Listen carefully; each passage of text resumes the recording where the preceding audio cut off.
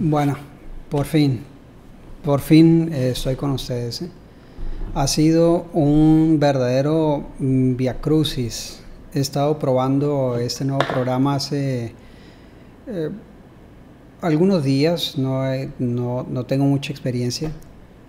Es un programa bastante interesante para grabar el escritorio de tu computadora y para poder emplear tu teléfono como webcam y poder hacer grabaciones y sacarle muchísimo el jugo. Lo que sucede es que como no tienes la experiencia, como no tienes el conocimiento, pues tienes que hacer experimentos. He visto muchísimos tutoriales y he estado, como se dice, tocando aquí y allá, echando a perder videos y más videos para poder hacer una transmisión. Y la verdad que el resultado no ha sido malo. Aprender siempre es muy positivo, ¿no? Mantenerse siempre aprendiendo cosas nuevas. Esto yo creo que expresa claramente la naturaleza del ser humano. El ser humano vive en un universo abierto, en un universo cambiante, en un universo diseñado por la propia imaginación y por la propia mano del hombre. Y entonces la parte que nos relaciona con la realidad pues siempre está mediada por el conocimiento.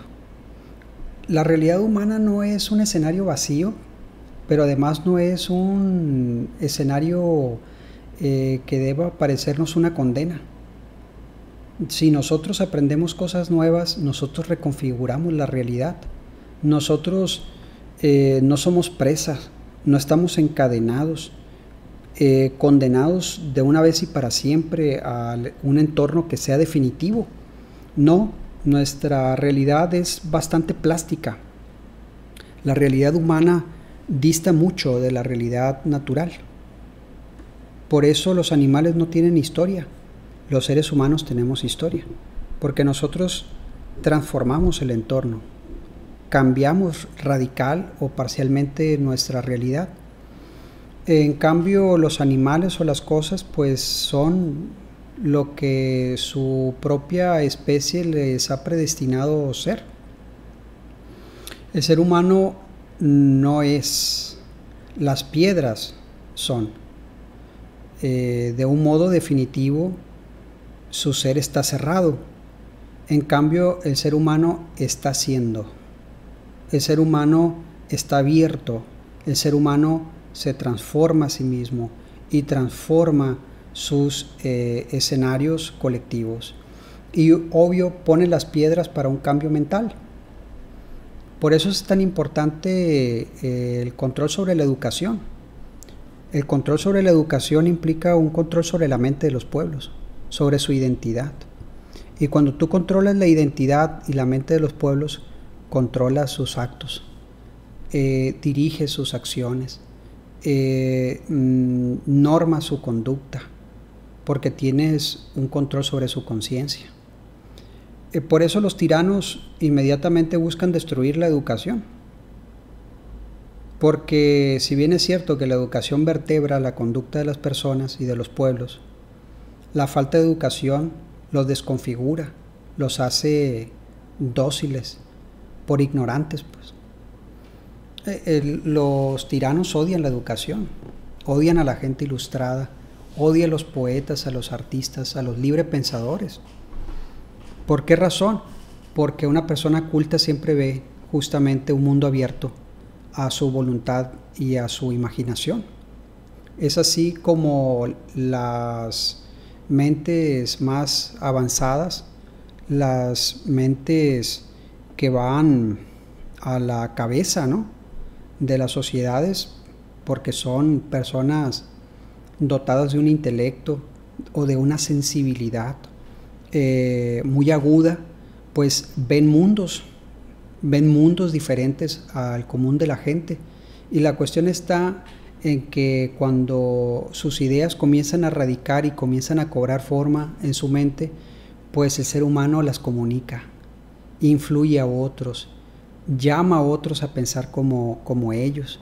Y entonces los artistas se vuelven peligrosos para los regímenes totalitarios, antidemocráticos, verticales.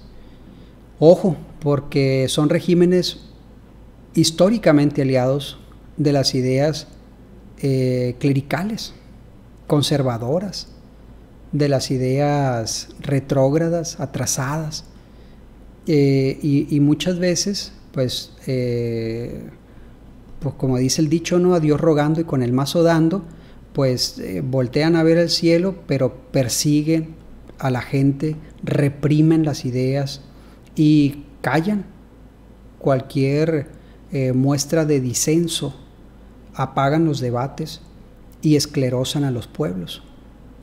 O sea, las fuerzas, los poderes totalitarios saben perfectamente bien que la mejor manera de controlar la mente pues es dejarla vacía. Si tú le quitas a una mente sus ideas, sus contenidos, pues le estás robando su voluntad, le estás robando los alicientes para crear una realidad diferente. Todas estas cuestiones que les digo no está fuera del cuadro de nuestro interés. A nosotros nos interesa la educación, nos interesa la formación intelectual de los niños, nos interesa comprender plenamente el proceso de desarrollo intelectual que se da en un escenario especial que llamamos sistema educativo, escenario escolar, salón, en el contacto, en esta unidad tan interesante, tan compleja, y que basa su complejidad porque nos parece evidente. Pero hay que quitarle el velo de lo evidente y ver los procesos intelectuales que subyacen al aprendizaje. Es complejo y nos parece evidente porque somos un pueblo que ha debatido ya siglos acerca de la educación. Y si bien tenemos un sistema educativo con muchos errores, tenemos un sistema educativo nacional de una cobertura muy amplia. Y entonces se ha hecho ya cultura. Y lo que tenemos que hacer es voltear a ver la realidad educativa con nuevos ojos para poder observarla, para poder cuestionarla, criticarla y reformarla, porque urge una reforma a la educación mexicana. Le urge un rediseño, porque a esta sociedad también le urge cambiar. O sea, si a esta sociedad no le urgiera cambiar, pues la educación estuviera muy bien. Pero la cuestión está en que estamos nosotros en un momento muy especial de la historia del pueblo mexicano. Nos urge transformar todo. Nos urge transformar las instituciones, nos urge transformar el paradigma del poder, del ejercicio de la autoridad en el plano público. Nos urge una reforma de los partidos políticos, nos urge una reforma económica, en la que los ricos no se distancien impunemente de la realidad colectiva y amasen fortunas y no paguen impuestos y se dediquen a robar en complicidad con las autoridades y saquen su dinero a los paraísos fiscales y vivan en un entorno cercado, en una realidad aparte, en el más absoluto egoísmo y la irresponsabilidad moral, sin los compromisos con la sociedad mexicana.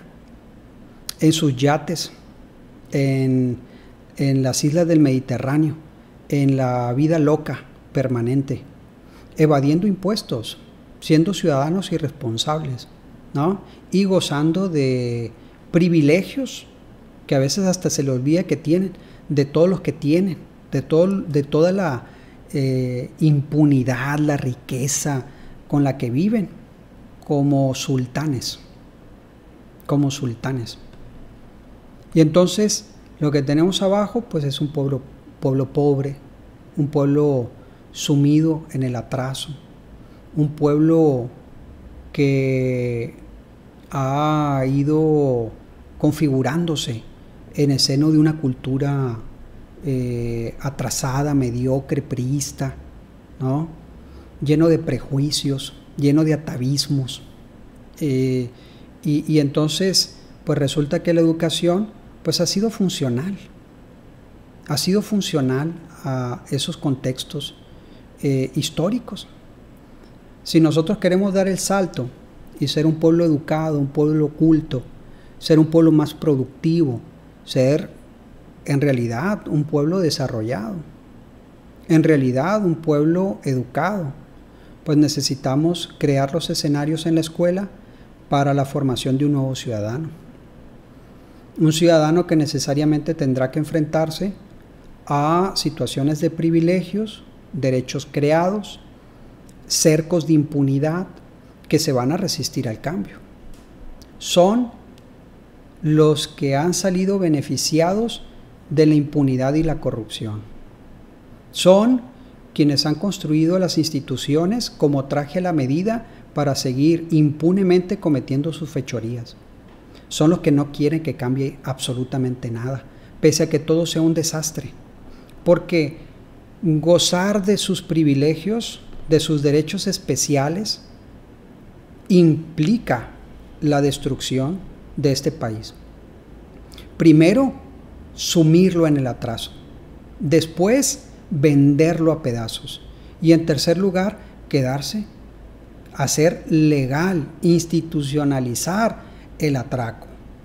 Porque esa parte que legalizan bajo la forma del atraco impune, les corresponden los beneficios a ellos, ¿no?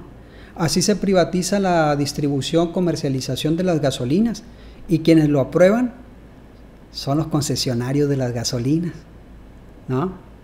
Se privatiza Pemex, y los que ganan licitaciones en pozos petroleros maduros son los que legislaron la privatización de esos mismos pozos.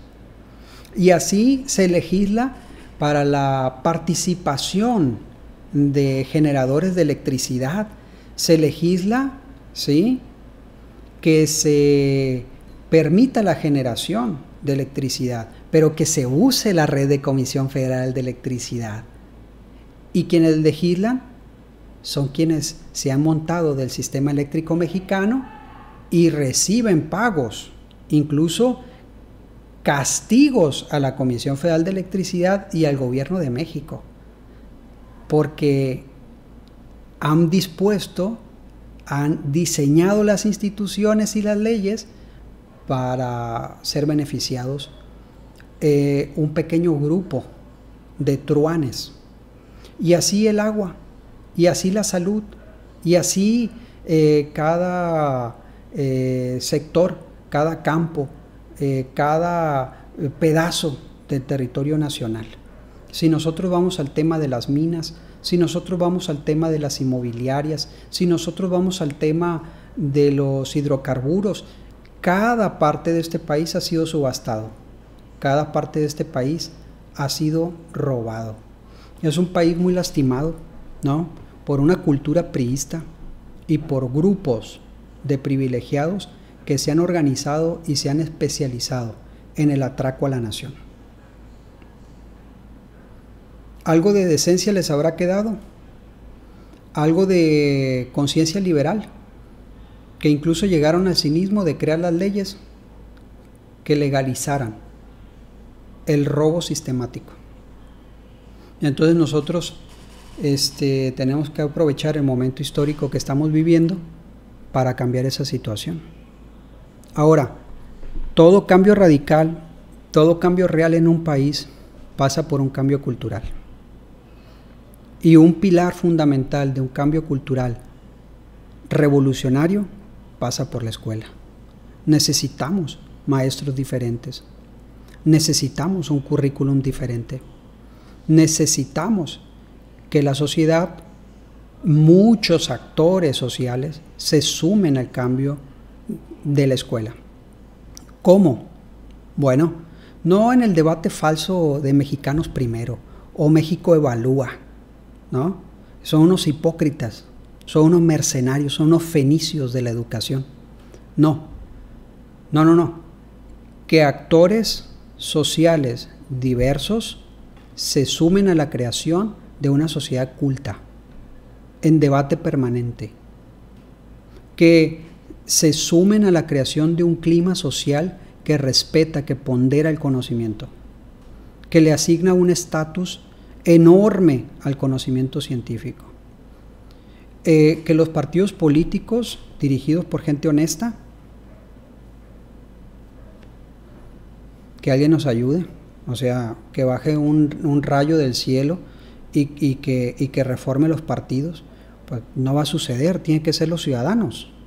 Y entonces los partidos políticos, y entonces los presidentes municipales, y entonces los gobernadores, cuando llegue gente honesta, cuando llegue gente honrada, cuando llegue gente cabal, ¿sí?, que ame al país, bueno, pues resulta que tienen que elevar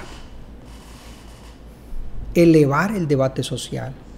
Y entonces tiene que consultarse en el debate social a su inteligencia, a los maestros universitarios, a los científicos, a los dramaturgos, a los artistas, para que transformemos todos juntos la educación, para que transformemos todos juntos a este país.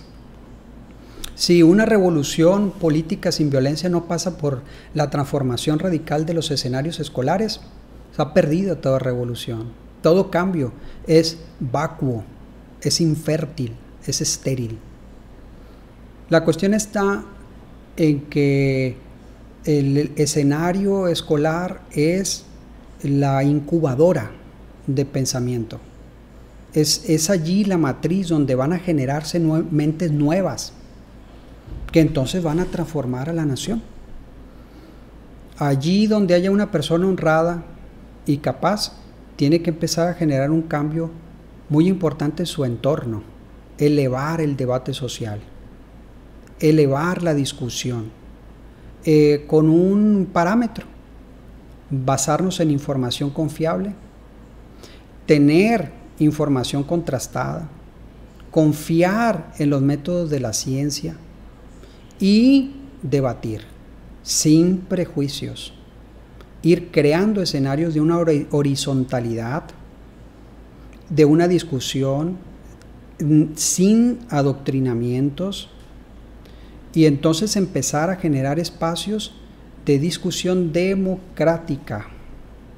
Le falta mucho a este país esa discusión. Incluso nos falta tanto que el concepto de discusión, la idea de discusión, a este pueblo le parece con connotaciones negativas.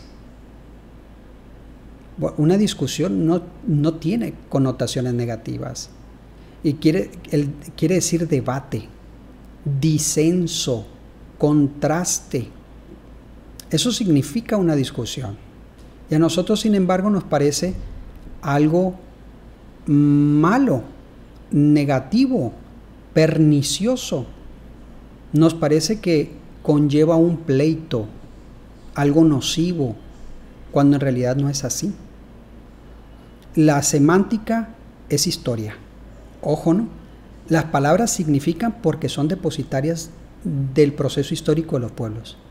Están colmadas de sentido porque son los depósitos de la historia de la sociedad. Entonces, ¿cómo vamos a hacer una sociedad democrática si las propias palabras en las que puede fincarse un ambiente democrático de discusión, pues nos parece que conlleva en sí, en su interior, algo malo, algo perverso, algo que tenemos que evitar? ¿Qué puede pasar si ese es el capital cultural que tenemos cuando nosotros pedimos elevar el debate político? Si nosotros pedimos, pues, ciudadanos cultos que participen, que se comprometan con un cambio, si en el seno mismo del escenario en el que se van a gestar nuevos mundos, que es el debate social, ya lleva allí la simiente de lo pernicioso, de la discordia. Nosotros necesitamos generar una sociedad que debata intensamente. Quiere decir que piense en voz alta. Que piense en voz alta y que se atreva a escuchar, que atienda los argumentos de otros pensamientos que también piensan en voz alta. Eso es importantísimo. Ojo, porque la escuela se inscribe plenamente en su escenario sociocultural. No podemos tener una escuela de éxito. No podemos tener, es imposible, materialmente imposible, que tengas a un maestro, como dicen los documentos de la Secretaría de Educación Pública, que tengas a un maestro que forme alumnos críticos, cuando el escenario social, cuando el contexto sociocultural, de hecho está predestinado al silencio. Si está censurado, si los medios de comunicación se dedican a mentir, son una maquiladora masiva de mentiras. Los periodistas tienen que revisar sus bases éticas, porque han perdido completamente la brújula de la comunicación y la ética periodística. Tienen un fin, la ganancia, y tienen un método, la mentira inescrupulosa. ¿Cómo cooperan ellos con el desarrollo cultural de un pueblo? Pues adoptando ese paradigma inmoral, no.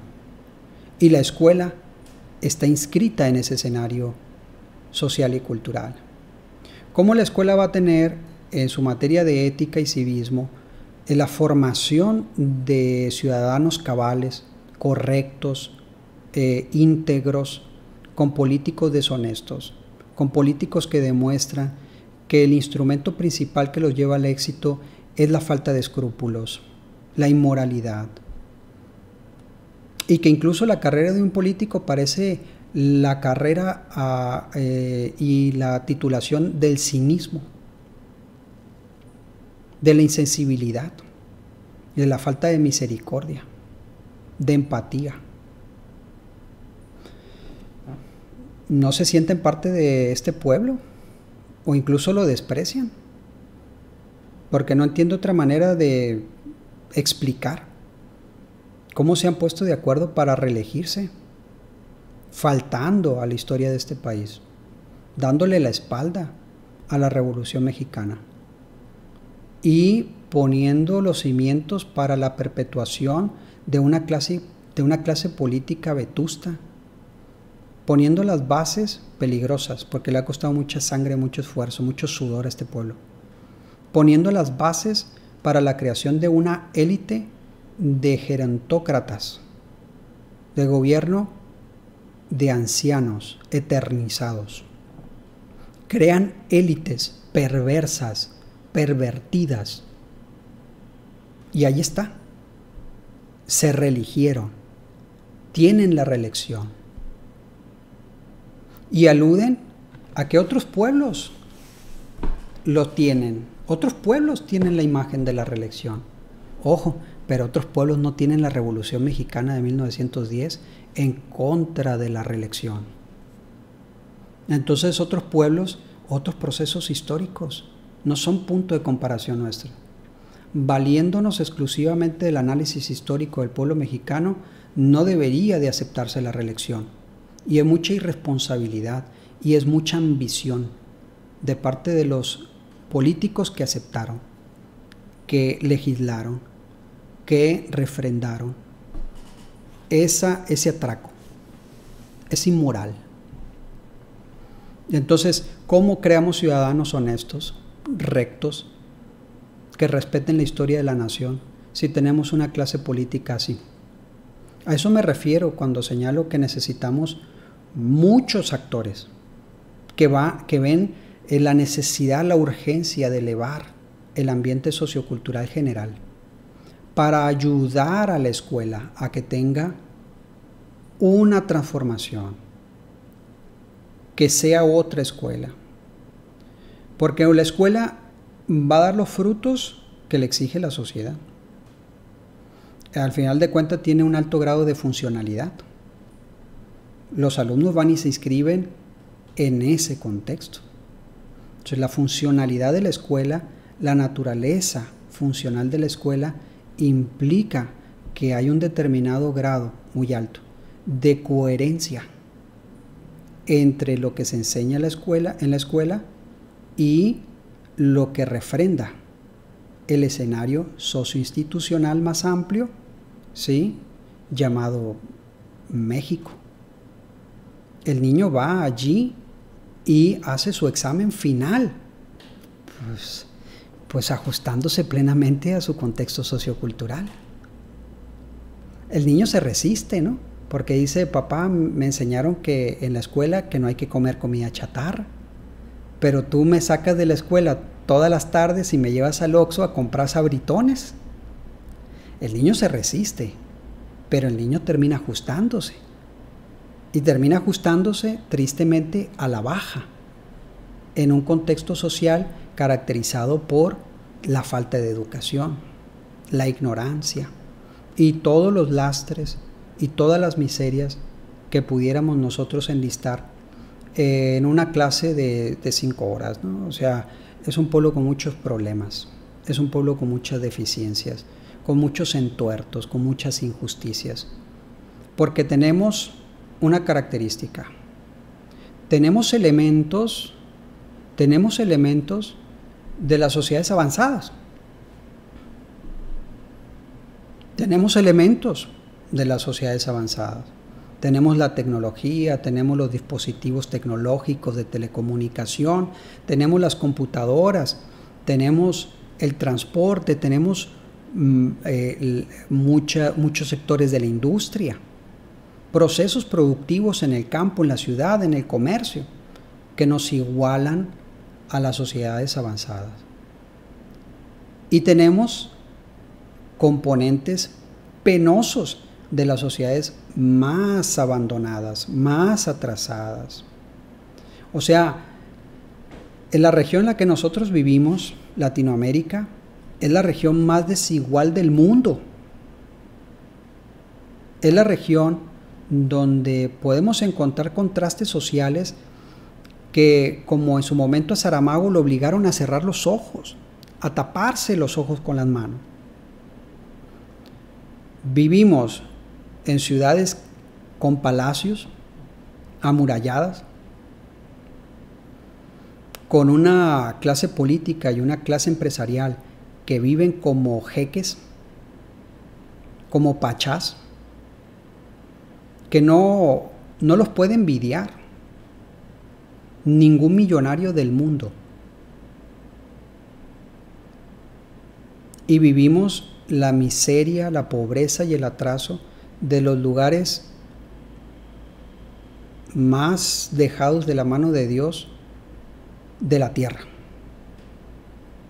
O sea, México y Latinoamérica vive en una de las zonas más contrastantes, donde coexiste la riqueza ofensiva, que no te basta una vida, 10 vidas para gastártelo, y la pobreza más ofensiva, indigna del ser humano. Comunidades enteras sin falta de agua, sin agua, sin educación, sin servicios médicos, sin techo, sin alimentos. Y sectores, regiones, colonias, estratos de la sociedad que viven en la superabundancia y el desperdicio. En México se presenta esa concentración, la concentración del espacio, la concentración del tiempo, la concentración de la riqueza, la concentración de los recursos y la concentración del dinero y las oportunidades. La concentración abusiva de todo lo que he mencionado, frente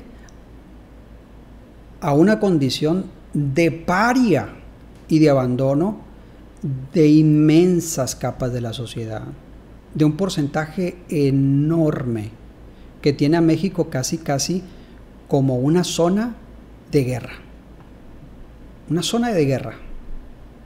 México es uno de los países más peligrosos del mundo, uno de los países más inseguros del mundo, uno de los países más violentos del mundo.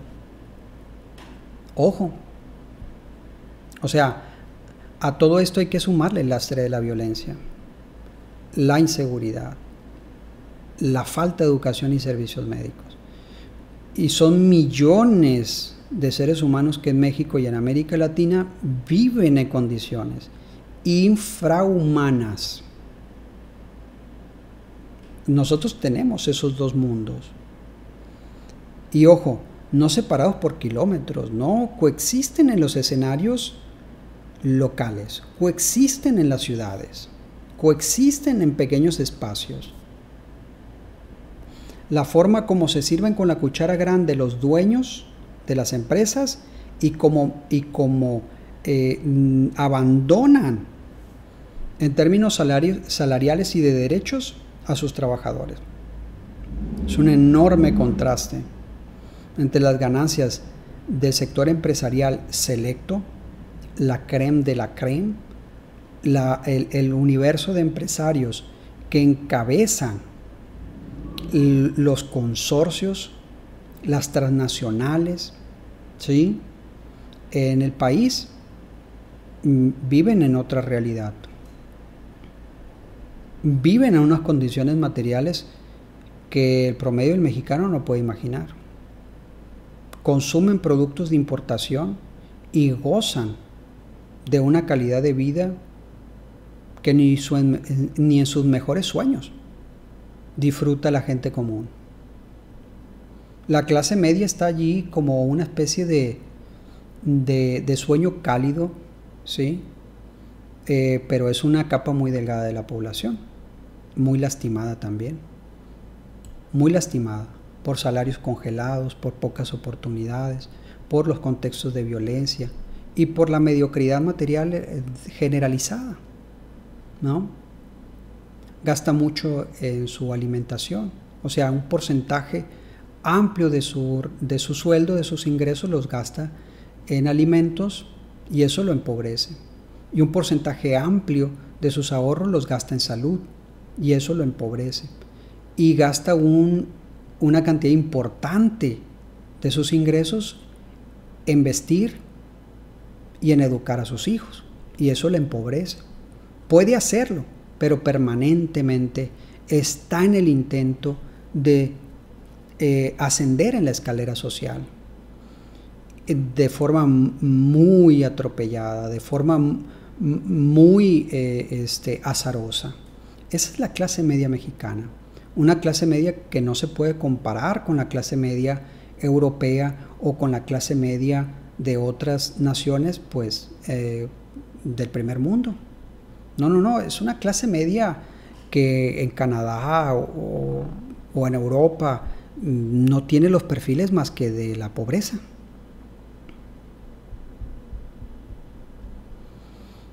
¿Qué significa todo esto? Bueno, pues que hay que ver con los ojos muy abiertos a la escuela. Que la escuela mexicana ha fracasado porque la sociedad mexicana es una sociedad del fracaso. No estoy siendo dramático, no, de ninguna manera es algo arbitrario que me estoy inventando en este momento, no. Nosotros podemos citar estudios de la OCDE, del Banco Mundial y del Fondo Monetario Internacional que señalan, que tienen el diagnóstico preciso con datos. Hay una nota, incluso los invito a que la revisen. Podemos dejarla como tarea. Hay un título muy elocuente, devastador, no deja lugar a dudas. México es una fábrica de pobres. México, la fábrica de pobres. Y entonces nosotros vayamos y revisemos el título ese. Está creado como un diagnóstico económico de México. México es una fábrica de pobres. La gente que nace en una región pobre tiene un amplio margen. Es casi su destino morir pobre, por más esfuerzo que haga. En México ser pobre y ser mujer es prácticamente una condena a cadena perpetua. En México ser mujer pobre y ser indígena es un destino cruel. Entonces, México no crea oportunidades. México tiene una escalera de ascenso social rota. Ese es otro título. O sea, la escalera del ascenso social en México está roto. La gente que vive en condición de pobreza morirá seguramente en condición de pobreza. Entonces, ¿qué es lo que pasa con México? Pues que es una cultura y es una economía y es una sociedad y es un sistema de instituciones paralizados, esclerosados. Ojo, porque hay muchas cosas que discutir en ese sentido, pero la cuestión está en que tenemos que volcar toda nuestra atención al asunto de la escuela. Y tenemos que entender que la escuela es funcional a ese contexto.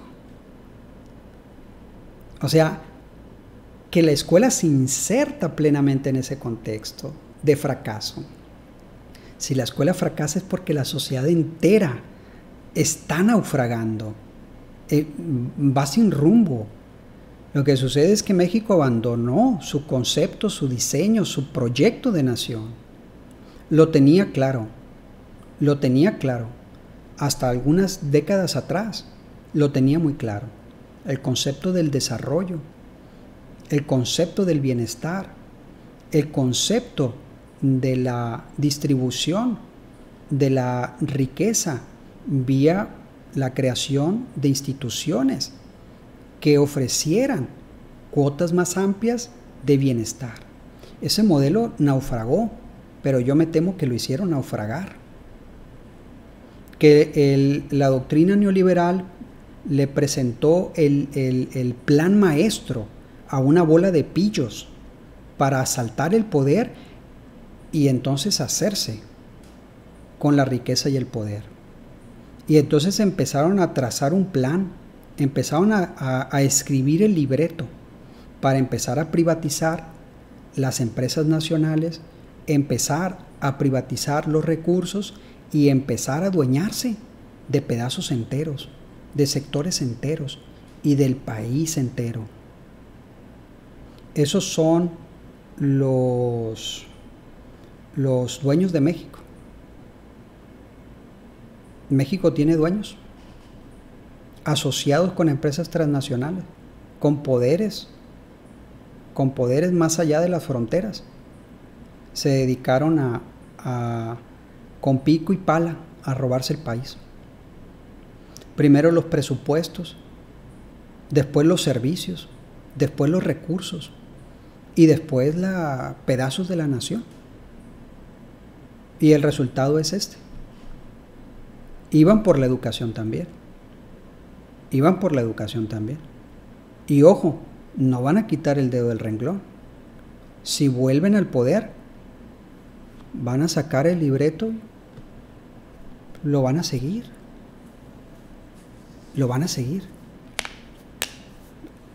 Son personas que no pueden detenerse. No conciben el ejercicio del poder público de otra manera, más que robar. Hay partes de la doctrina política mexicana que están expresados en frases como el político pobre es un pobre político. Describen plenamente la doctrina política mexicana. O sea que el político tiene que robar, porque tiene que enriquecerse, porque si no, pues es un pobre político. El ascenso hacia el poder es el ascenso hacia el dinero. Son marchantes de la política y no entienden de otra manera el ejercicio público del poder.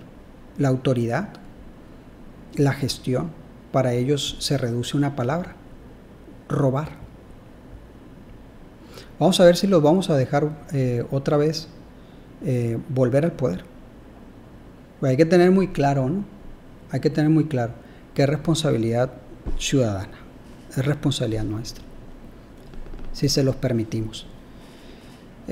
Vamos a ver si perdemos esta oportunidad o empujamos un cambio más radical, un cambio más profundo, un cambio más auténtico, que cale más todavía en la sociedad. Y entonces nos vamos a dar cuenta que necesitamos una escuela diferente. O sea que la escuela tiene que ser el escenario privilegiado para crear a los actores sociales que van a hacer real una transformación radical del país. Entonces es una cuestión casi existencial. Casi existencial. No voy a asegurar que es existencial, pero sí pondría una suma importante en esa apuesta, que sí es una cuestión existencial. Que si permitimos que estos pillos, estos pícaros, estos sinvergüenzas vuelvan al poder, van a continuar con el libreto de asaltar al país y venderlo hasta el último centímetro cúbico, no cuadrado, cúbico. Ya saben que está el silicio allí, saben que está la riqueza del silicio, saben perfectamente bien que es casi como el petróleo del futuro, y México es una potencia en silicio. El silicio es un recurso natural invaluable, porque representa la base de los dispositivos de almacenaje de energía que va a mover al mundo en el futuro, en un futuro no muy lejano, ¿no? Entonces, vamos a ver si les dejamos nosotros las arenas de cuarzo y todos los recursos que tenemos en el subsuelo, o vamos a permitir o vamos a plantearnos un proyecto de nación diferente. Necesariamente va a pasar esto por la escuela. Ahora, ¿de qué condición partimos? Porque es muy importante el diagnóstico.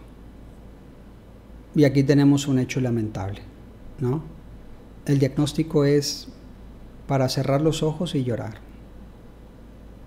La educación mexicana ha sido abandonada por mucho tiempo. La formación del magisterio fue casi una condición de abandono, de extravío, fue una dejadez. Yo pienso que fue algo deliberado, ¿no? Yo sostengo que fue algo deliberado. El ataque permanente a los maestros, el desmantelamiento de sus derechos laborales, la persecución de la idea misma de la representación sindical, la legalización del outsourcing. O sea, son muchos elementos, pues, o sea, que te dan cuenta de un plan de destrucción de lo público, de las instituciones, de la educación. Aparte del outsourcing, pues hay que entender, ¿no? Hay que entender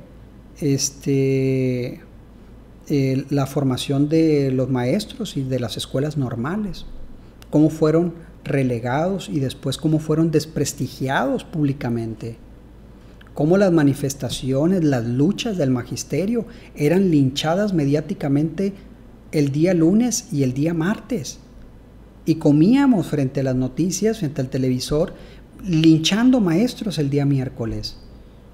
Atenco es una situación muy clara, y los maestros que luchaban en contra de la reforma educativa que llevaba a un plano de incertidumbre absoluta a los maestros mexicanos, es ejemplo claro, ¿no?, de que se sigue como en una orquesta una partitura. Se sigue la partitura del desmantelamiento del sistema educativo. ¿Qué resultados esperas de una escuela que vive bajo acoso sistemático desde el poder y desde los medios? Con esos intelectuales, ¿no?, que no aportan nada, no investigan nada, pero que sí viven del presupuesto del gobierno federal, que le llenaban la boca, que le hacían los paquetes de palabras para atacar al Magisterio Nacional, para desprestigiar a la educación. Ahí tenemos a esta nulidad intelectual de Loret de Mola, que hizo un documental hablando del fracaso escolar, pero nunca señalando ni una sola palabra, ni media palabra de lo que yo estoy señalando, de cómo ese fracaso responde a un fracaso más general de la propia sociedad mexicana por efecto de las políticas neoliberales, de desmantelamiento y de depredación del país. No puede prescindirse de este análisis. Y entonces tú ves el desprestigio, el acoso, la forma como se le cerraban los caminos a la educación mexicana, creando un discurso de acoso, ¿sí?, que autorizaba al gobierno a reprimir, a cerrar plazas, a desaparecer normales, ¿sí?, de estos pícaros sinvergüenzas de México Evalúa, que son unos mercenarios, que son unos mercachifles, que son unos fenicios. Y se creen la tabla de medir de la moral. Ellos creían que iban a evaluar a México. Sinvergüenzas. Era un grupo de presión, un lobby, un grupo de presión para exigir al gobierno dádivas, fondos para taparle el ojo al macho. ¿De acuerdo? Se llevaban persiguiendo a los políticos para ver si firmaban compromisos con ellos, ¿no? Compromisos con ellos. Unos pícaros. Bueno, pues resulta que van creando el discurso para consolidar, para crear una cierta legitimidad del acoso hacia la educación pública, hacia la educación laica, hacia la educación gratuita, ¿no? Hacia la educación en general, porque este pueblo no podría autorizar este trato tan indigno hacia los maestros y hacia la escuela en general si no está siendo golpeado él mismo, siendo llevado a la inopia y la ignorancia más absoluta. Lo que hizo Televisa lavándole el cerebro a la gente es un crimen de lesa cultura. Lo que hizo Televisa y TV Azteca tiene que ser considerado, tiene que ser analizado en la conciencia nacional como un crimen de lesa cultura. ¿Qué significa esto? Que deliberadamente respondían a un plan para hacer al pueblo mexicano idiota, imbécil. Si el pueblo mexicano no babió, es por un milagro, es por una intercesión divina. Es un pueblo prácticamente sumido en el analfabetismo funcional. Pero si no lee, aunque le vaya la vida en ello, si le dices o lees este libro o mueres, te pregunta cuánto tiempo le queda de vida. O sea, el ataque al conocimiento, el ataque a la divulgación, al libro, a la imagen del maestro, se volvió casi de la cultura popular por efecto de esas televisoras mediocres, basura, y lo hacían como algo deliberado. Recuerden que Televisa siempre se presentó a sí misma con mucho orgullo, ¿eh? No crean que con un poquito de sonrojo, no, con toda entereza, con toda convicción, decía que ellos eran soldados del PRI. Ellos son soldados del PRI, o sea, ellos son un pilar, ¿de acuerdo?, que perpetúa y que asegura la entronización de quienes gobernaron a base de generar, de descomponer el ambiente social, haciéndolo cada vez más mediocre, cada vez más pernicioso.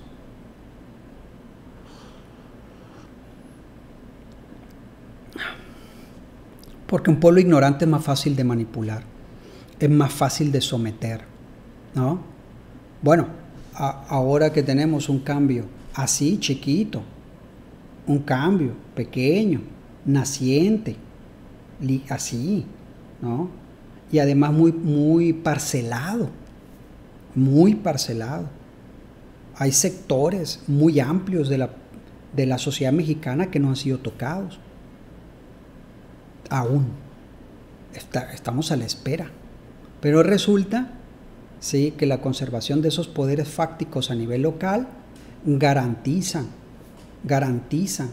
la estabilidad política. Así de podrido está el sistema político y el sistema de instituciones en México. Completamente corrompido. Si tocas los distritos del agua, si tocas los sectores del campo, la ganadería, si tocas los sectores de la minería, si tocas los sectores del turismo, hay una mafia enquistada en cada sector.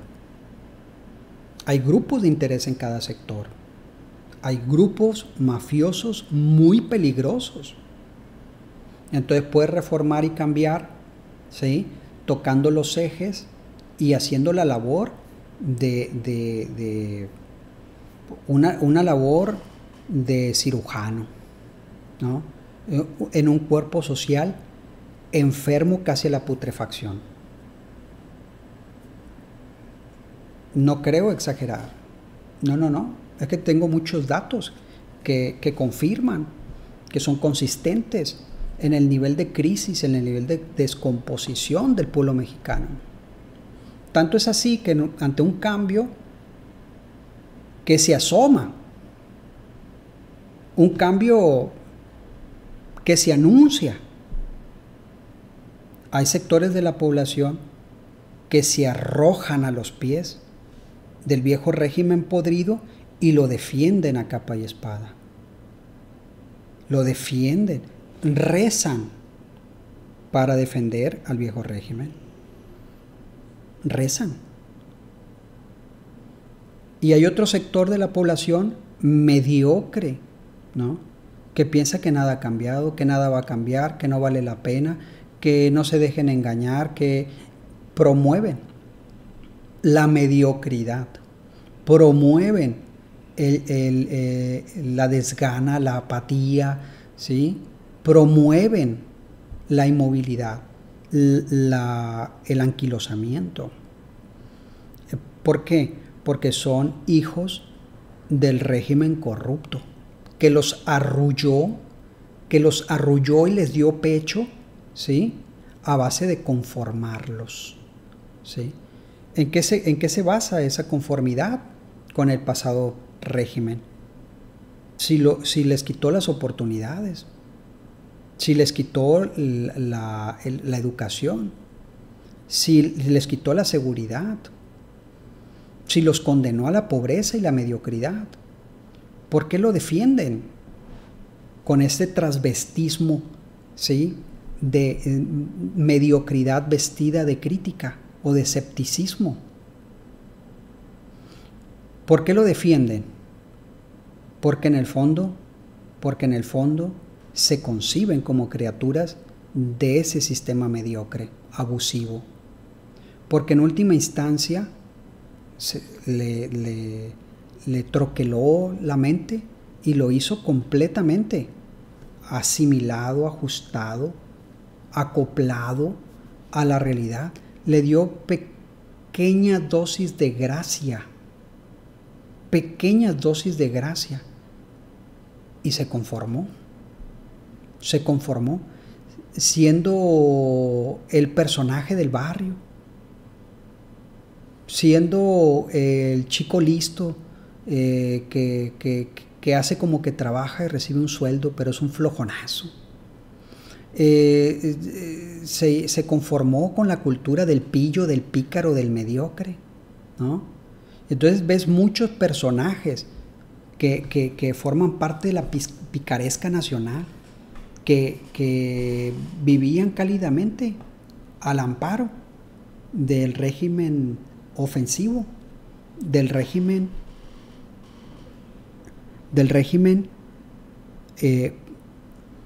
caduco, perverso, que hizo de cada institución una fuente de corrupción. Y fíjense que sin embargo hay muchas cosas que nos presentan una cara contrastante, ¿sí?, que tiene que ver con la condición milenaria de este pueblo, en la condición con reservas morales e históricas que tiene este pueblo. Son reservas que le permiten trazarse, pues, un camino potencial diferente.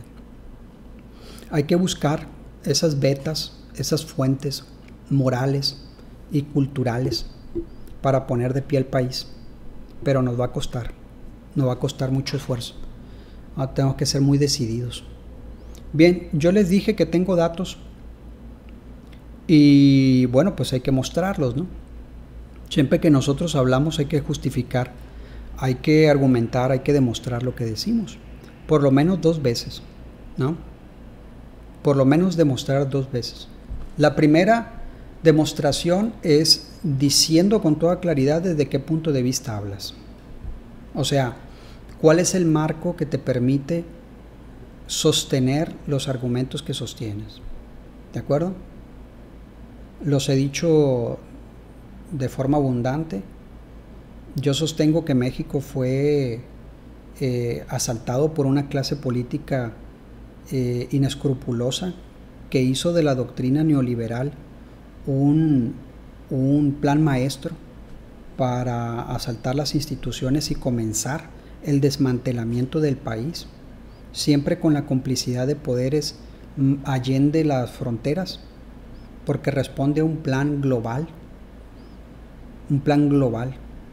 a un periodo, responde a un periodo muy concreto de desarrollo de las fuerzas del capitalismo.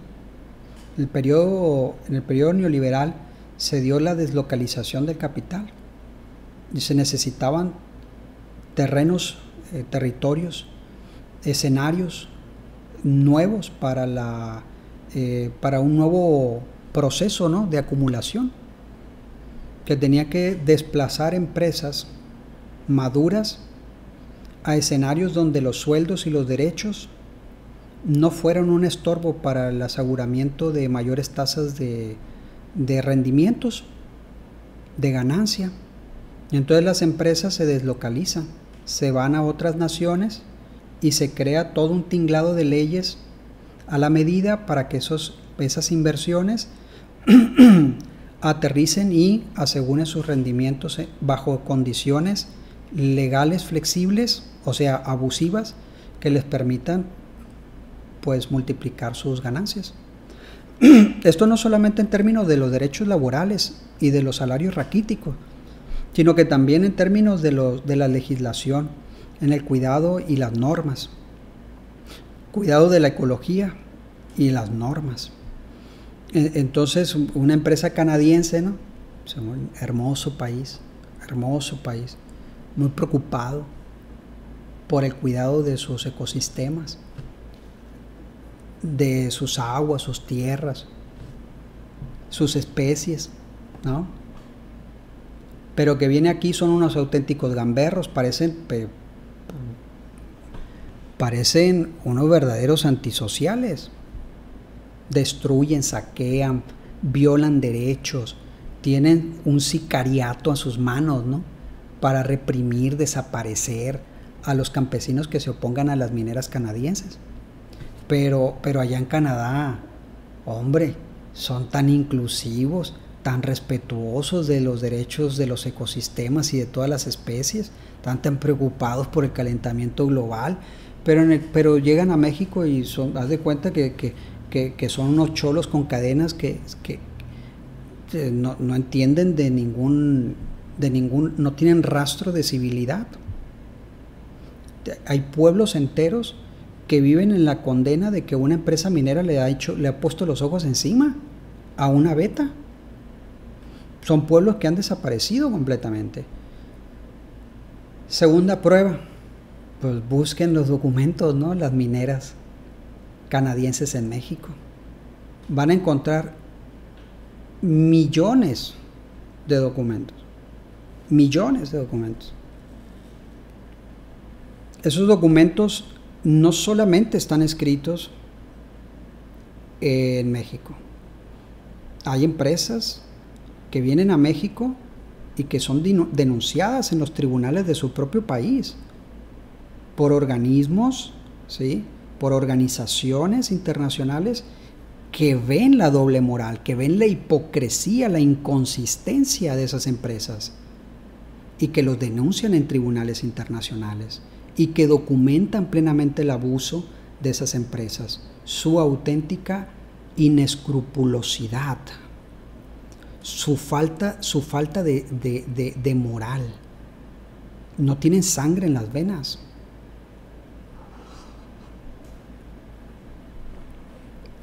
Vamos a ver si esto es cierto. Vamos a ver si esto es verdad.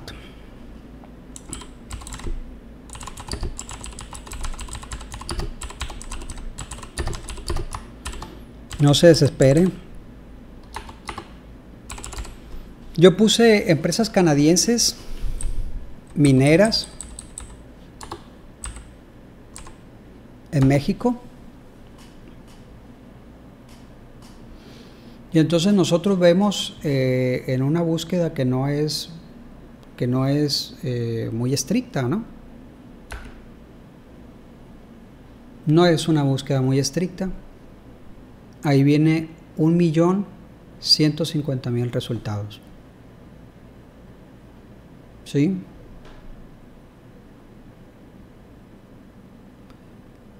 Y tomo al azar cualquier escrito. Este se titula de manera más que elocuente: El México bárbaro de las mineras canadienses y las comunidades rurales. Repito, el México bárbaro de las mineras canadienses y las comunidades rurales. No conozco yo el texto, lo he tomado al azar. Yo no conozco el texto. Lo escribí ahorita y ahí salió. ¿Por qué habla el título de El México bárbaro? Pues a mí me remitió inmediatamente al título del libro México bárbaro, de John Kenneth Turner. O sea, es un libro que habla de los abusos espantosos que se vivía en las haciendas del México porfirista. Un libro emblemático del periodista John Kenneth Turner, que vino a hacer una investigación allá por los 1900, se recorrió las empresas de Yucatán, se recorrió las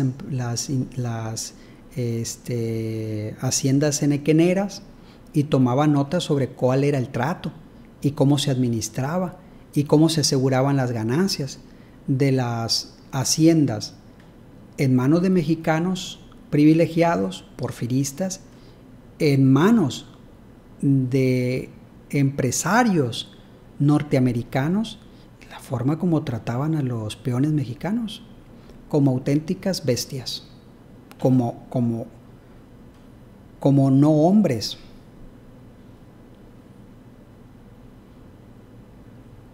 Lean el libro México bárbaro, porque a algunos se les ha olvidado, o no, a algunos se les ha olvidado. Algunos se les ha olvidado y tratan de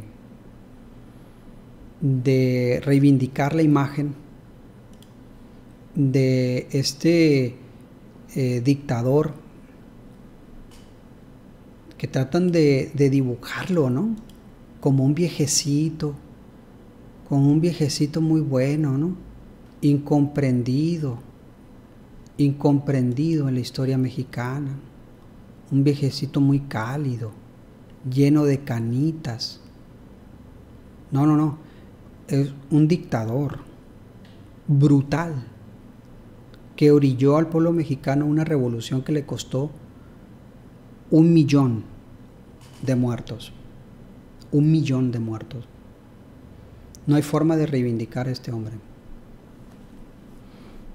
Hay muchos historiadores de Facebook, ¿no?, que tratan de reivindicar a Porfirio Díaz. ¿Le puede ser más estúpido? Hay una fuerte competencia, ¿no? Si intentas reivindicar la imagen de este dictador y misericordia, pues yo pienso que estás haciendo trampa. O sea, llevas la ventaja en la carrera por la idiotez consumada. Tanto dolor, tantas lágrimas, tanta sangre que le costó al pueblo mexicano, ¿no? Bueno, pues ahí está el texto. 1.150.000 resultados de esa búsqueda que hice ahorita al azar. Ahí está. Yo creo que es un tema que vale la pena investigar para que vean el fracaso institucional, el fracaso jurídico, el fracaso en la aplicación de la ley, el fracaso en el amor a México de las autoridades, de los políticos, los gobernantes. Casi el 60% del territorio nacional está en manos de concesiones mineras. ¿Qué es eso? Si no es un atraco, si no es un robo abusivo. ¿Cómo es posible que permitas que el país sea esquilmado de esa manera y que la riqueza se lleve a otras naciones? ¿Cómo es posible ofrecerles marcos legales que permitan el abuso laboral a esas empresas? ¿Cómo es posible que permitas que las empresas mineras tengan en sus manos un grupo de sicarios que persigue, que acosa, que asesina a los pueblos? No es que no quieras a México, es que desprecias al pueblo mexicano, es que no lo quieres. Esa es la clase de pícaros que el pueblo mexicano ha votado. Claro, se roban las elecciones, ¿no? Pero ha habido gente que vota por ellos, ¿eh? Ojo, no se hagan los vivos, no se hagan los listos, porque sí hay millones de gente que voluntariamente ha ido a entregar su voto a esos pícaros. La responsabilidad moral hay que desarrollarla también. Hay una parte amplia del pueblo mexicano que ha elegido por voluntad propia a esos pícaros desvergonzados para que dirijan y destruyan al país. ¿Qué clase de educación vamos a tener en ese contexto?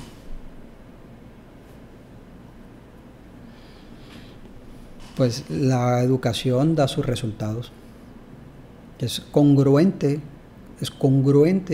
con el contexto social más amplio de ruindad y de abandono que vive el pueblo mexicano.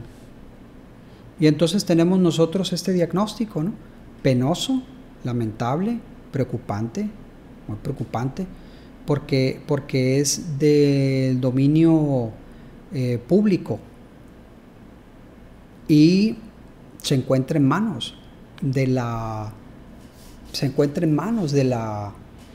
opinión pública internacional.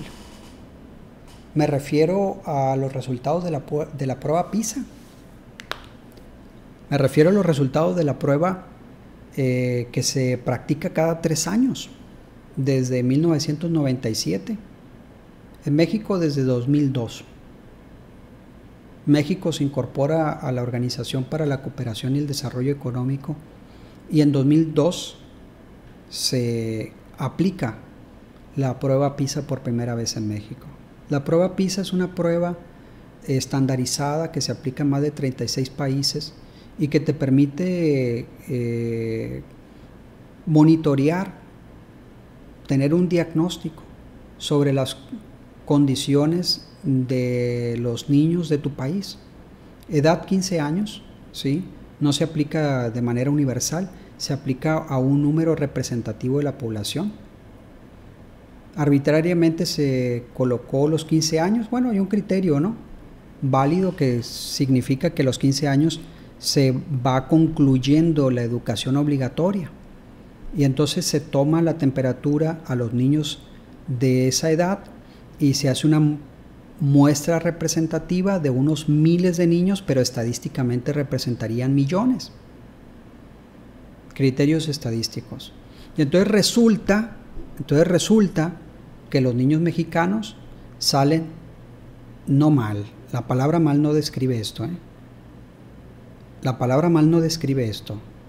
O sea, salen en el lugar 36, porque son 36 países los que están compitiendo. Que si no, o sea,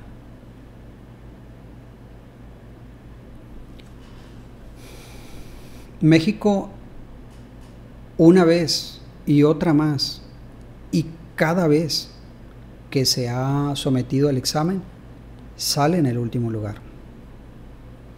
Lo más increíble es que no sale. O sea, en términos comparativos consigo mismo, en términos de una comparación histórica, no sale del mismo lugar. O sea, en 2002 y en 2005 y en 2008 y cada periodo de prueba en el mismo lugar, parece que se lo propone, parece que imprime una voluntad titánica para no salir del mismo lugar.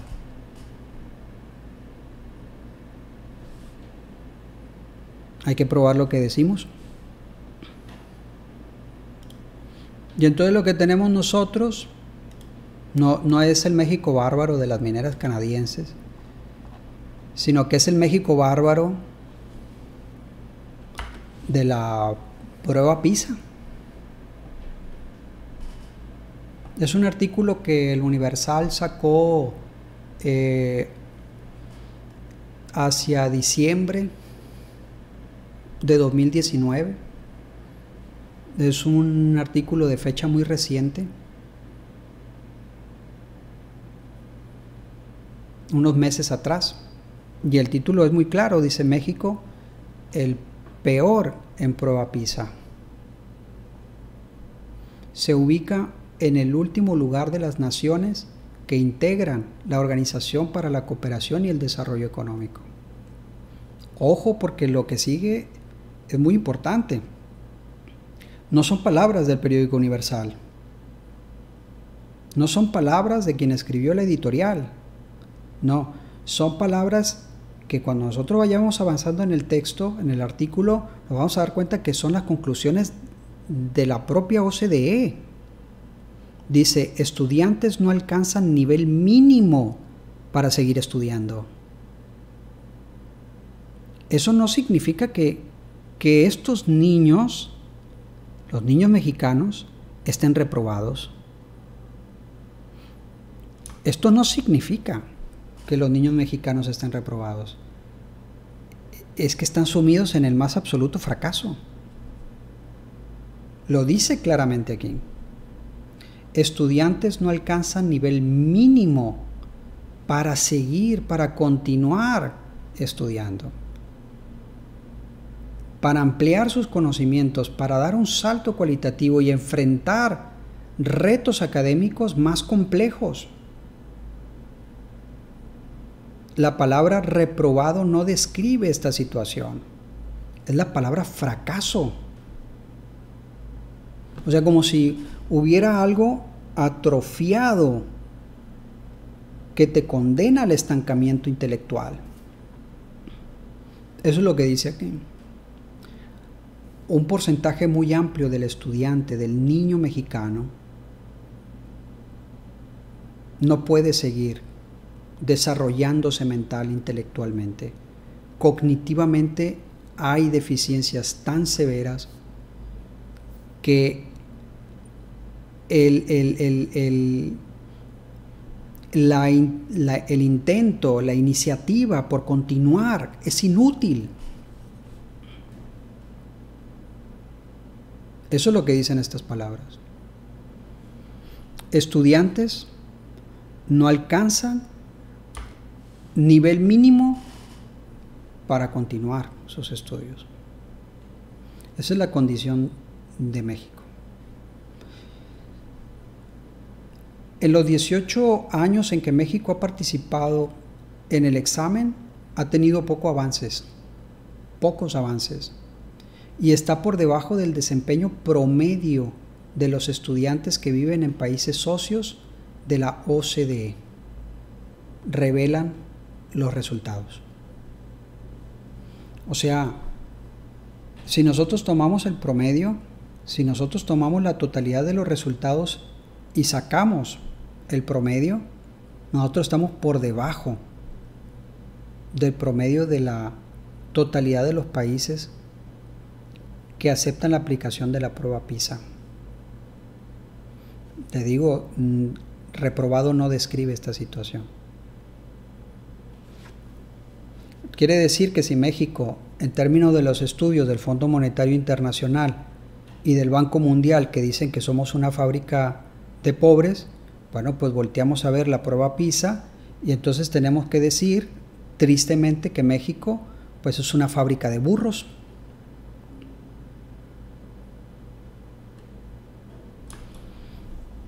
Que en términos escolares, en términos del desarrollo intelectual que se promueve en la escuela, somos una fábrica de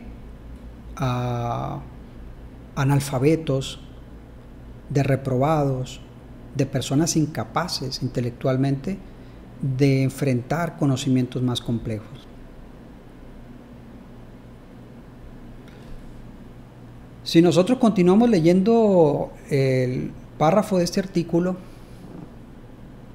nos vamos a dar cuenta de cómo van a ir despejándose los datos, de cómo van a ir abordándose punto por punto, y vamos a ver el panorama, la forma como se nos concibe a partir de los datos que arroja la prueba. Vamos allá. Dice en el primer párrafo: el Programa para la Evaluación Internacional de Alumnos, PISA por sus siglas en inglés, 2018, reveló que 35% de los estudiantes mexicanos de 15 años no obtuvo el nivel mínimo de competencias necesarias para continuar estudiando en matemáticas, lectura y ciencias. Y solo 1 de cada 100 se colocó en los niveles más altos de desempeño del examen. Esos garbanzos de a libra que todos los maestros podemos ubicar en un salón.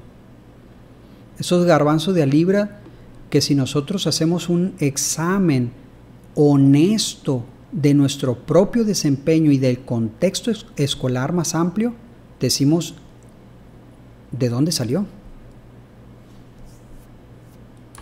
¿De dónde salió esta personita? ¿Cómo se formó? Todos los maestros hemos experimentado esa situación de esos garbanzos de a libra que participan, que preguntan, que son puntuales, que son preclaros. Creemos que es algo que debe explicarse en términos genéticos, como si el niño así fuera de manera natural. Así nació, porque no tenemos una explicación. Porque no tenemos una explicación de cómo un contexto social incide en la formación de la mente.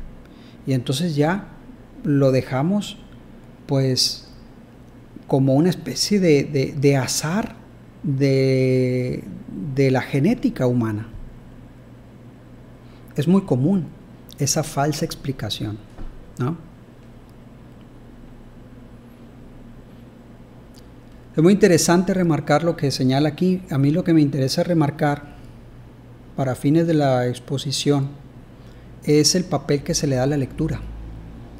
Más adelante se hablan de los resultados concretos de la lectura, del español, de la importancia estratégica que tiene el español, el desarrollo de una mente alfabetizada para el desarrollo intelectual posterior.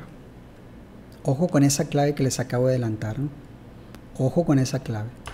Dice, en México solo 1% de los estudiantes obtuvo un desempeño en los niveles de competencia más altos, nivel 5 o 6, en al menos un área. El promedio de la OCDE, mal redactado ahí, es de 16%. El 16% de los estudiantes en promedio en los países que forman la OCDE, Francia, Inglaterra, España, más de 36 países, 16% de los alumnos en promedio, uno más, ligeramente menor, el promedio, 16%, se ubican en el nivel más alto, un nivel entre 5 o 6. Si quieren, después les explico esta cuestión de los niveles, aunque visto en sí mismo, el artículo es bastante esclarecedor en ese sentido. Dice, Y 35% de los estudiantes no obtuvo un nivel mínimo de competencia, nivel 2, en las 3 áreas en las que el promedio de la OCDE es de 13%. Ojo, una tercera parte de los estudiantes mexicanos, más de una tercera parte de los estudiantes mexicanos, insisto, casi 1 de cada 3 estudiantes mexicanos se queda en el nivel 2, que es ya el borde de la incompetencia. En los países de la OCDE el promedio es 13. O sea, hay un fuerte nivel de fracaso en ese 13% de la población estudiantil en otros países. En nuestro país es 3 veces más. Ayer la OCDE presentó los resultados de su más reciente estudio PISA, que en el país aplicó a 7.229 estudiantes, datos escalables estadísticamente hablando a 1.480.904 estudiantes de 15 años. PISA evalúa si han adquirido los conocimientos y habilidades esenciales para la participación plena en la sociedad. Se enfoca en lectura, matemáticas y ciencias. Este año se aplicó a 79 naciones y economías, entre ellos los 36 países miembros de la OCDE. Ojo, porque tiene un correlativo, la prueba PISA tiene un correlativo muy interesante. Dice, no me interesa cuánto aprenden los niños y cuánto retienen y cuánto pueden repetir en una prueba abstracta que fija su atención exclusivamente en el contenido. No, sino que tiene una especie de perfil muy particular que busca esclarecer la forma como el joven, el niño, el estudiante aplica lo que sabe. Lee, perfecto, pero comprende lo que lee.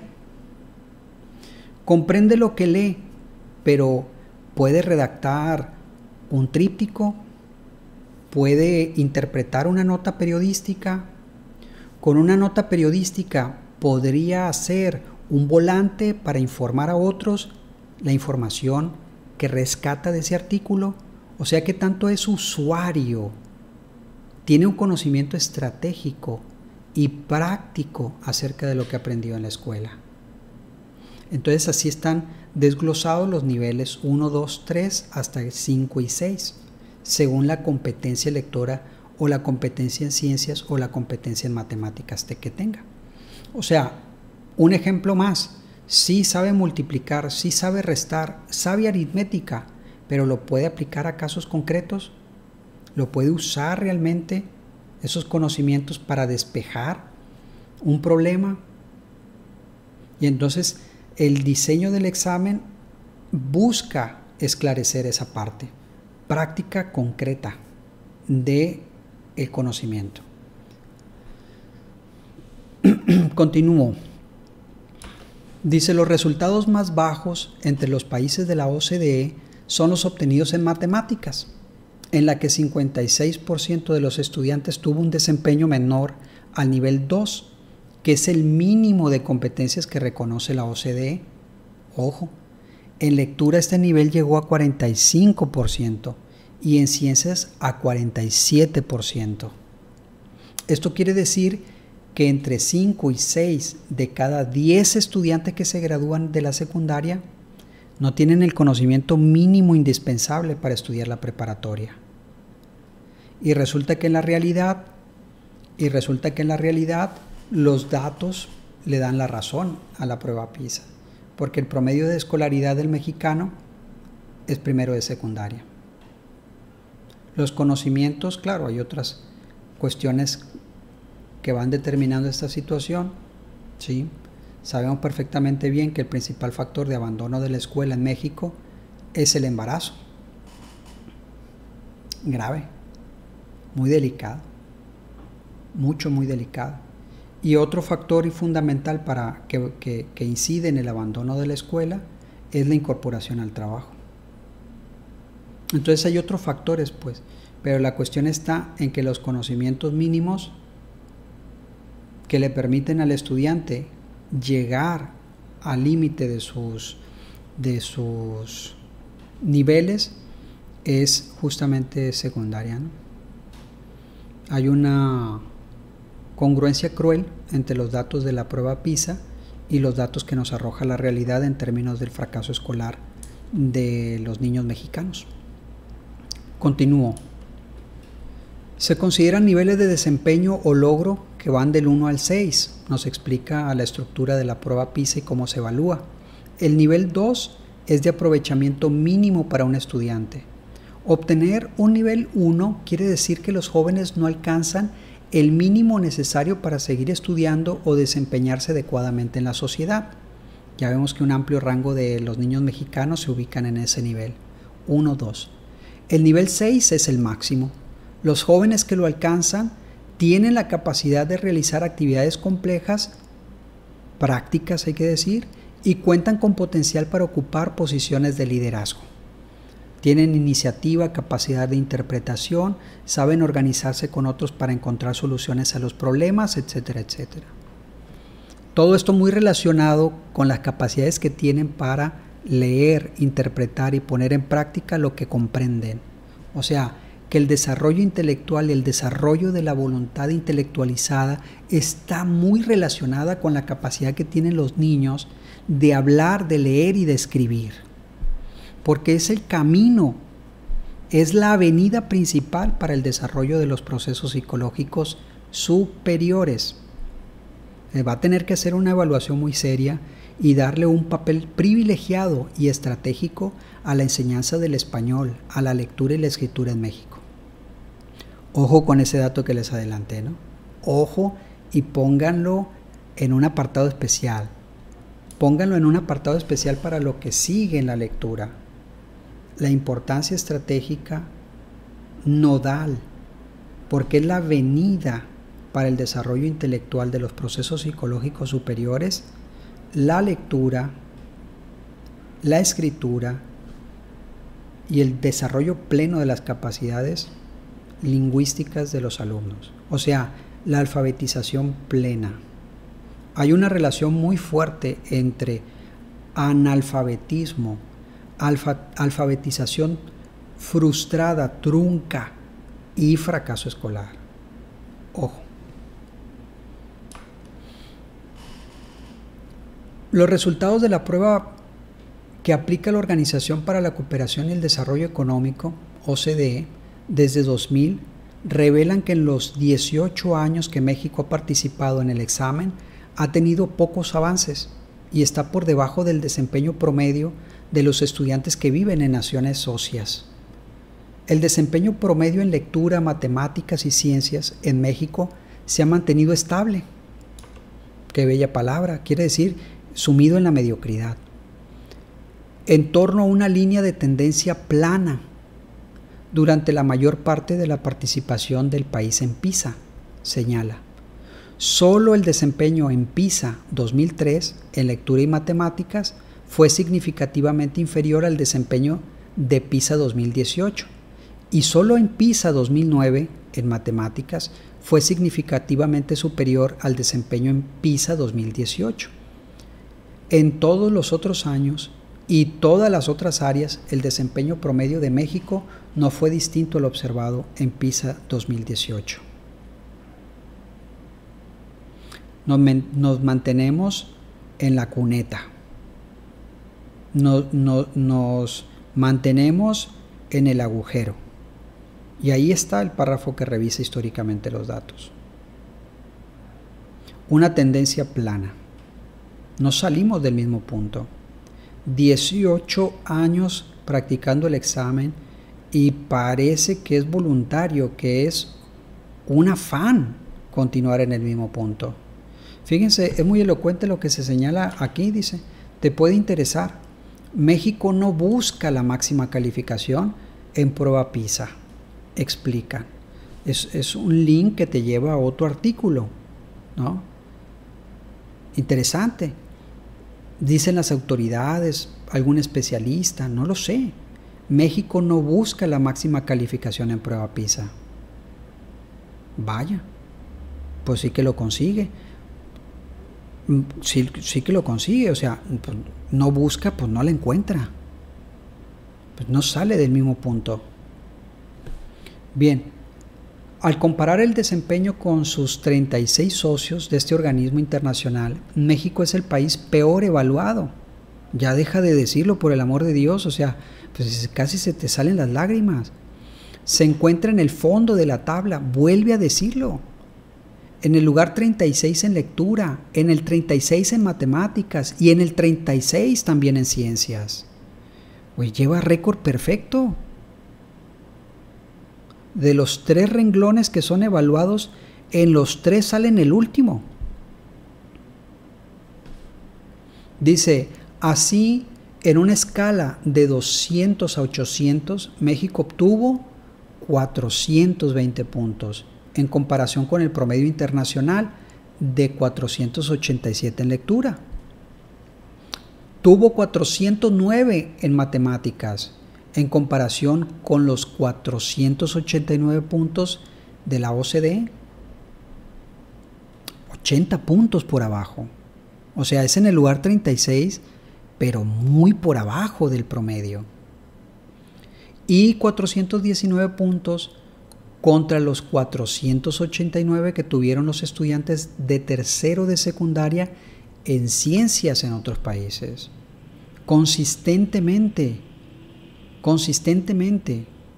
60 puntos abajo, 80 puntos abajo, 70 puntos abajo. O sea que no solamente en el lugar 36, y no solamente que tenga las competencias mínimas que lo imposibilitan a continuar, sino que además está abajo y muy por abajo de los resultados del resto de los países. Y entonces nos dicen, no buscamos el máximo de calificación.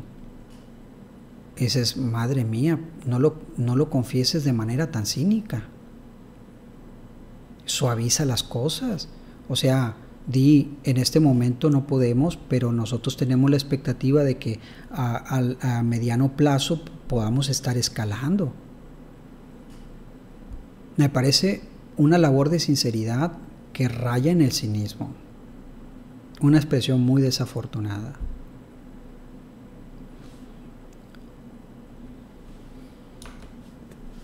Además, en comparación con el promedio de la OCDE, una proporción menor de estudiantes en México se desempeñó en los niveles más altos de competencia, nivel 5 o 6, los garbanzos de a libra que les mencionaba, en al menos un área. Al mismo tiempo, una proporción menor de estudiantes alcanzó un nivel mínimo de competencia, nivel 2 o superior, en las 3 áreas, dice el reporte. Vale la pena interpretar este tipo de cuestiones, ¿no? Guarda un espacio para los avances, no son muchos, pero vale la pena. Después de este trago amargo, de este trance tan doloroso, dices, bueno, hay avances, pues vamos a verlos. La OCDE identificó 3 situaciones en las que el país ha tenido avances importantes. La ampliación de la cobertura. Yo creo que eso es digno de aplaudirse. Es muy importante que la escuela no abandone a los estudiantes. Ojo, porque hay un factor de abandono escolar que resulta que es que la escuela abandona al estudiante. ¿Qué significa esto? Pues no que la escuela sale corriendo, sino que el estudiante ya no encuentra las instalaciones, no encuentra el edificio, no encuentra a la escuela.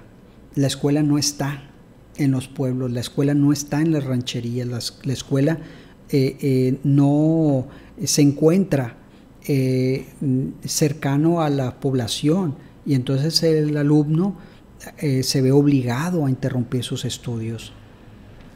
Y entonces la cobertura es una parte fundamental para que no se suscite el abandono por default. Se llega a nivel secundaria, pero pues ya no hay preparatoria, se tendría que mover el alumno o caminar kilómetros, desplazarse de manera dolorosa hasta donde se encuentra la escuela, y entonces el resultado pues es que el alumno ya no asiste. Entonces se dice que la escuela abandona al alumno. Entonces esta parte es muy importante, es digno de aplaudirse, de reconocerse, la ampliación de la cobertura escolar en México.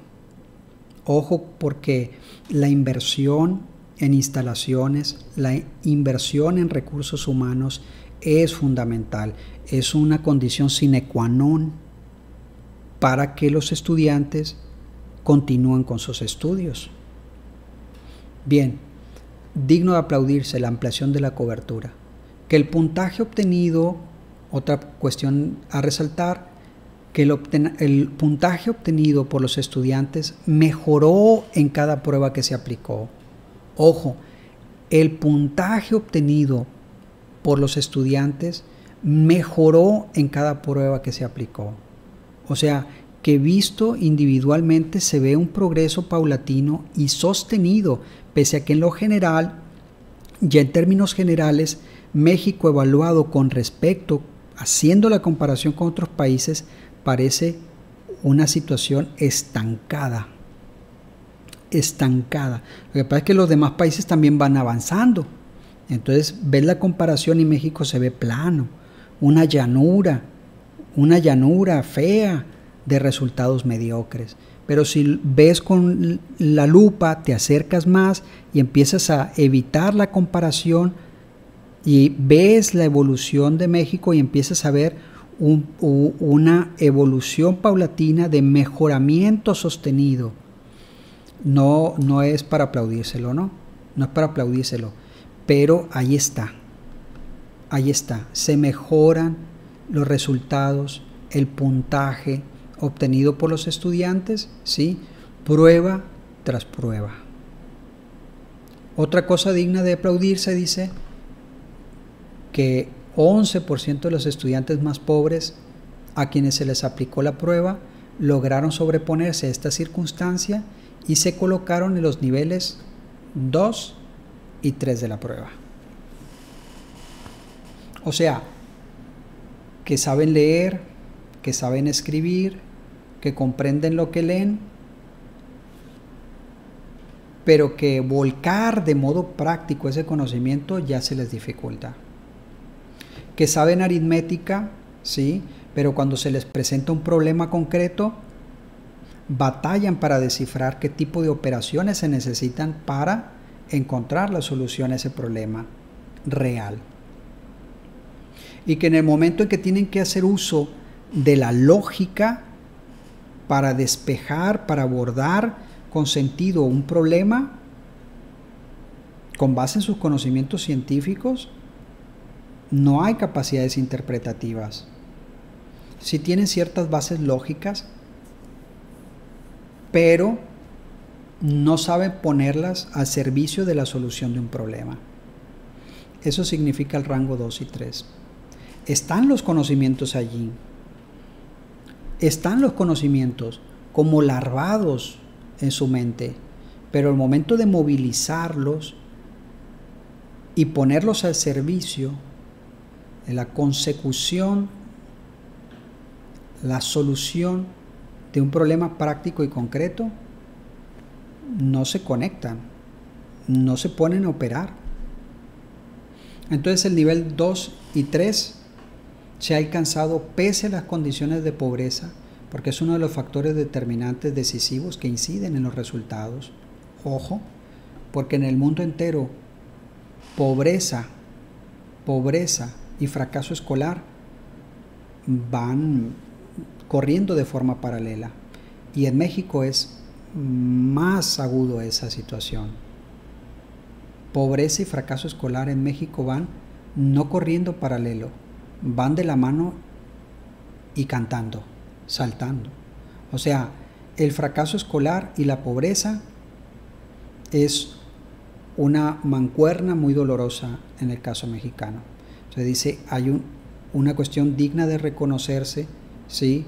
Que hay esfuerzos que hay que analizar de modo focalizado en ese sector de la población, 11% de niños afectados por condiciones de pobreza y que sin embargo, pese a que las expectativas marcarían que no superara el nivel 1 o 2, llegan al nivel 2 y 3.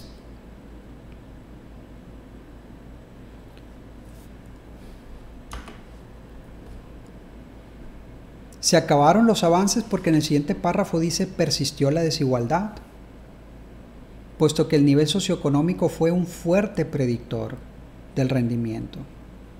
Ojo con esto, porque les describí un país desigual, donde la riqueza está concentrada y donde aparentemente el diseño de las instituciones y las leyes está para garantizar la perpetuación de grupos de poder que viven como sultanes en contextos de pobreza ofensivas. Y dice, persistió la desigualdad. Dices, ah, caray, bueno, pues ahí hay un factor muy importante para entender los resultados. Puesto que el nivel socioeconómico fue un fuerte predictor del rendimiento. Dices, ah, caray, entonces tenemos que atacar el fracaso escolar.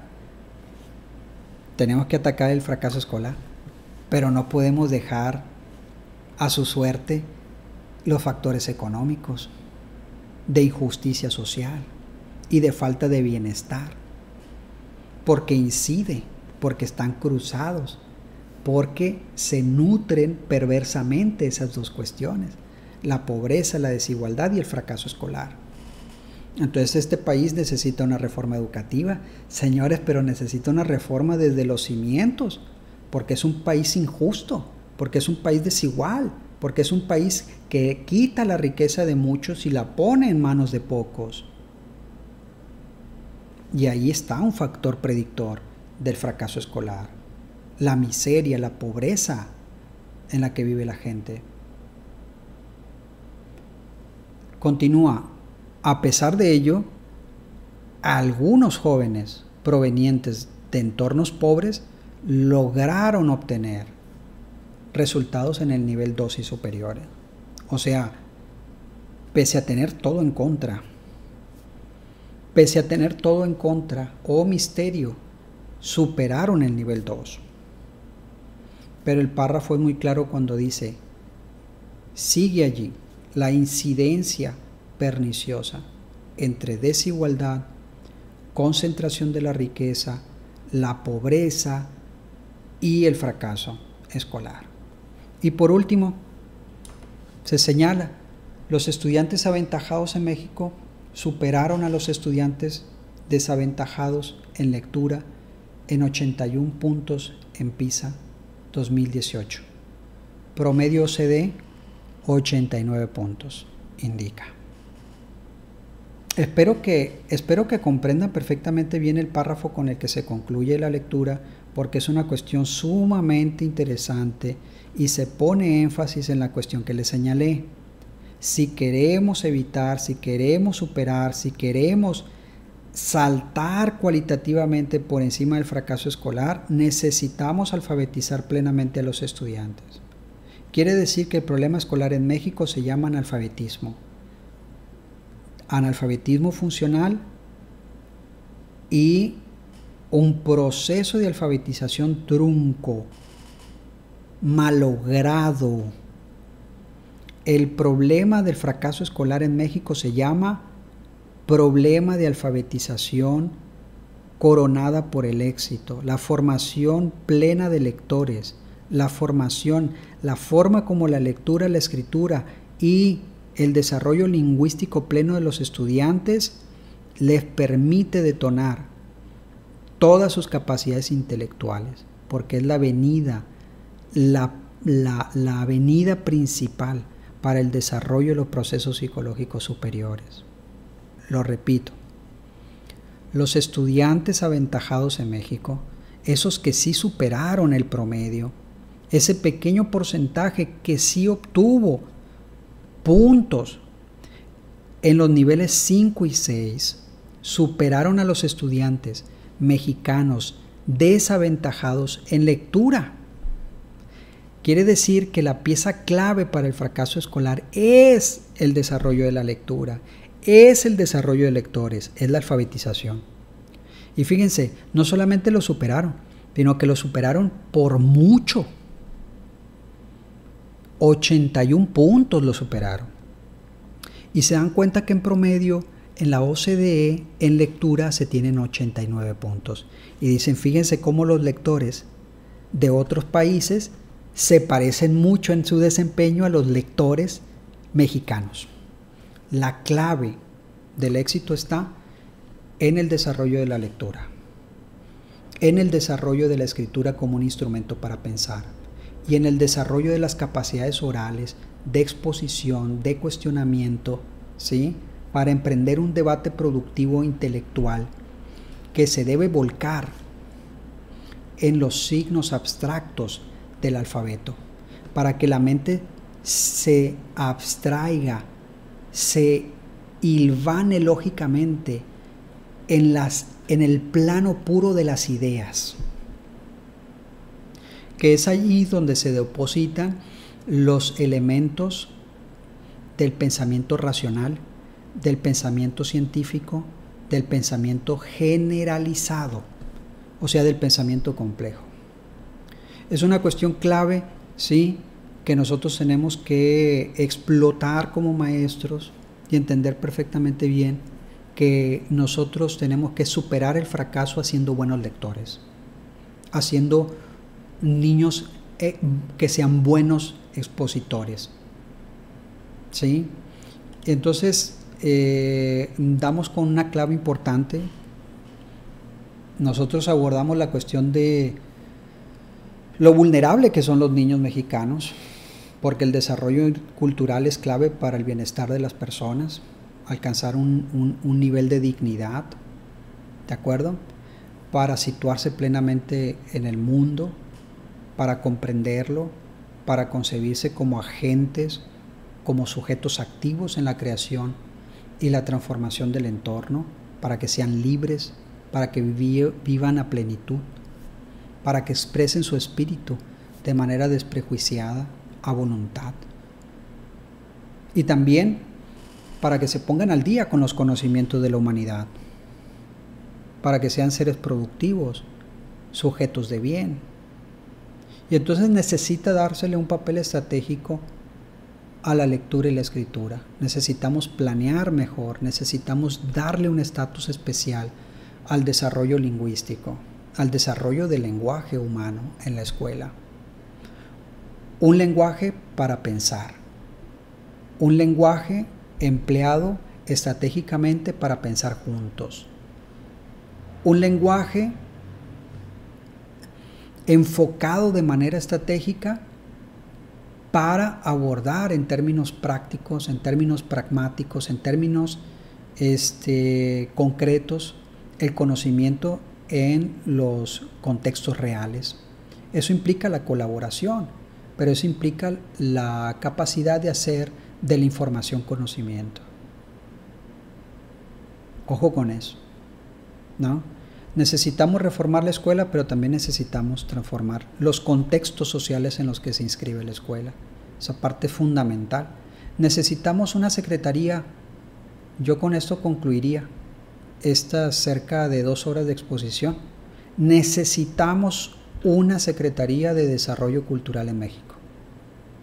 Necesitamos que esa secretaría no esté en manos de burócratas grises que se llevan con ocurrencias, buscando papeles, estorbando la labor del magisterio, entorpeciendo la labor de la escuela, con obligaciones estériles de el papel, la fotocopia, la fotografía, el vete y haz fila allí en tal dependencia.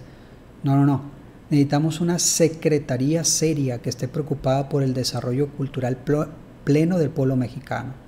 Se necesita la formación de una Secretaría de Desarrollo Cultural.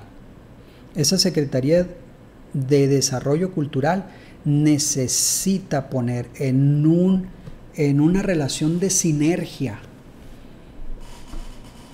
en una relación muy productiva al cine,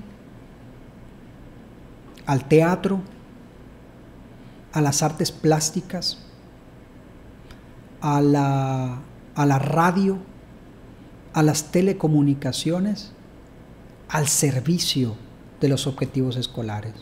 La escuela está sola en México. La escuela está sola.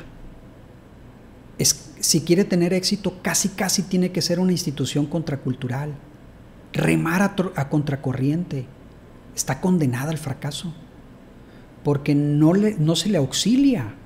Y necesitamos esa dependencia que cree los lazos y la coherencia y las políticas de desarrollo cultural, llevando a los artistas a la escuela, llevando a los intelectuales a la escuela, forzando a que los contextos públicos, los contextos sociales sean más sanos para el desarrollo intelectual de las personas. No es posible tener maestros intelectuales y políticos idiotas y artistas sinvergüenzas y periodistas cínicos.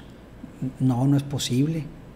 Está destinada al fracaso una escuela en un contexto así social pervertido. Necesitamos que los intelectuales, artistas, que los filósofos, que los científicos vayan a la escuela, la rescaten, tracen programas, tracen políticas, tracen estrategias para ayudar al maestro y hacer de la escuela el escenario súper especialísimo para hacer niños pensantes, niños críticos, niños con una imaginación creativa. Y entonces se van a crear los ambientes sociales coherentes y entonces la escuela va a tener éxito. Solamente así vamos a poder enfrentar la prueba PISA y tener éxito, ¿no? Vamos a salir de la situación tan crítica que padecemos. Es que nosotros, incluso si nos comparamos con países latinoamericanos, nos encontramos en una situación lamentable. Yo creo que si esta secretaría que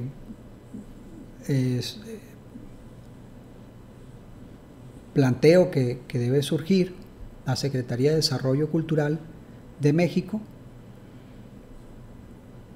parte de un diagnóstico.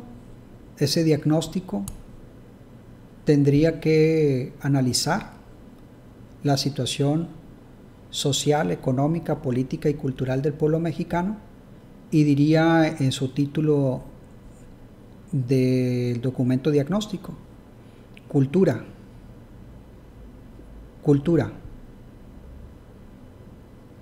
alarma. Cultura en México, alarma. Es una situación alarmante la que vive el pueblo mexicano, la que vive el maestro mexicano y la que vive el niño mexicano.